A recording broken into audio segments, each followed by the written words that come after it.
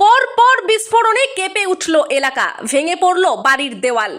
মৃত এক, জখম এক। পূর্ব বর্ধমান জেলার কাটোয়া থানার অন্তর্গত রাজুয়া এলাকায় শুক্রবার রাতে পরপর দুটি ভয়াবহ বিস্ফোরণে কেঁপে ওঠে এলাকা।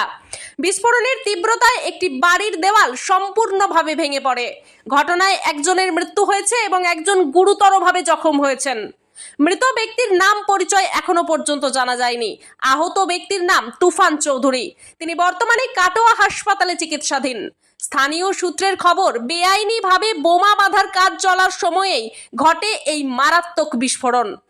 ঘটনার পরেই বিশাল পুলিশ বাহিনী ঘটনাস্থলে পৌঁছে গোটা এলাকা ঘিরে ফেলে। বিস্ফোরণের অভিঘাতে পাশের একাধিক বাড়িও ক্ষতিগ্রস্ত হয়েছে। পুলিশ রাত 9:30 নাগাদ আহত ব্যক্তিকে হাসপাতালে নিয়ে যায়। হাসপাতালে চিকিৎসাধীন অবস্থায় তুফান চৌধুরীর কাছে ঘটনার ব্যাপারে জানতে চাওয়া হলে তিনি এ ব্যাপারে কোনো রকম মন্তব্য করেননি।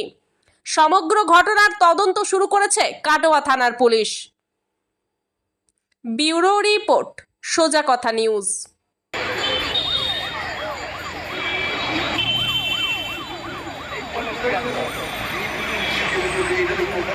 চলে যাচ্ছে।